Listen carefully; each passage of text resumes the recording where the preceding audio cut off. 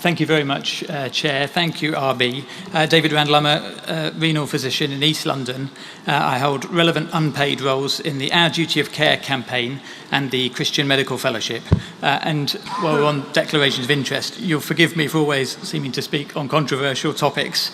I'm sorry about this, but this is things I feel deeply concerned about, and especially with the impact on the poor and the disadvantaged. Sathya Kovac was 44 years old when she underwent euthanasia in September 2022. She was suffering from motor neuron disease, but was some way away from dying of natural causes. Local authorities wouldn't fund the round-the-clock domiciliary care that she required, but she didn't want to move into a care home. I quote from her self-penned obituary. "Ultimately, it was not a genetic disease that took me out, it was a system.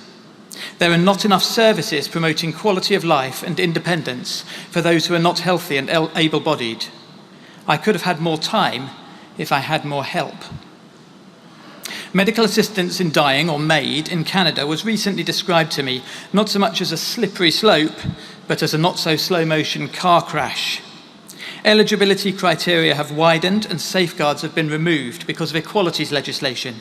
Why should a healthcare intervention be available for one group of patients and not all who want it? My Death, My Decision, a leading pro-assisted dying group in the UK, state Canada as the legal model they wish to be implemented here. Proposals which have already been improved in principle in Jersey display a disturbing similarity to the Canadian model. RB, Canada is the model we need to scrutinise. A qualitative survey of Canadian palliative care doctors unpicks some of the challenges in providing good palliative care in the context of MAID. Doctors were conflicted as to whether or not to discuss MAID when patients hadn't brought it up themselves. Might that be seen as a suggestion? They were worried about palliative care funding being diverted towards assisting death, especially as MAID funding is classified within palliative care budgets. Clinicians are under-treating palliative symptoms in order to preserve mental capacity for MAID decisions. There was conflict within teams and moral injury as doctors felt pressure to do things they weren't sure were right. Canadian evidence suggests significant inequality in access to specialist palliative care, with patients less likely to receive proper care if they are poor, Indigenous, homeless, or incarcerated. Why is Canada euthanizing the poor? Asks the most read Spectator article of 2022. RB, I think we know enough about healthcare funding to know exactly why Canada is euthanizing the poor. Care is expensive.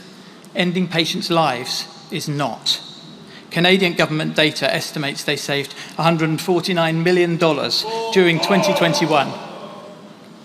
Assisted dying may have a beguiling ring to it, but the Canadian experience suggests that this so-called progressive legislation fails the vulnerable, the poor, and the mentally ill.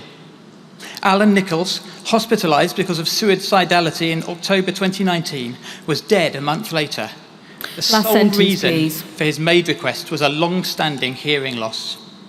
I leave you with the words of Vancouver GP, Dr. Will Johnson.